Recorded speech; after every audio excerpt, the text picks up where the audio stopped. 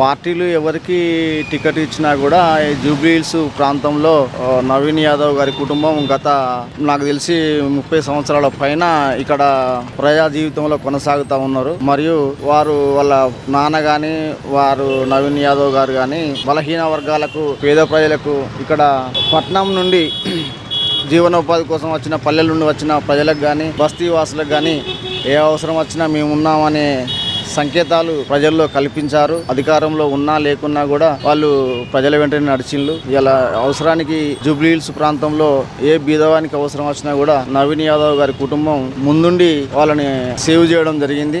ఆ పేరు వల్లనే ఇలా పార్టీలు కాకుండా వాళ్ళు ఇండిపెండెంట్ గా చేసినా కూడా గెలిచే పరిస్థితి జూబ్లీ హిల్స్ లో నవీన్ యాదవ్ గారికి ఉంది అనేది ఇక్కడ స్థానికుల నమ్మకం. ప్రత్యామ్నాయం నవీన్ యాదవ్ కు అయితే ఇక్కడ జూబ్లీ హిల్స్ లో కనపడదు నాకు తెలిసి. దాని ద్వారా నవీన్ యాదవ్ గారు ఎలాంటి సంకోచం లేకుండా గెలుస్తారని మాత్రం ఆశిస్తున్నాం.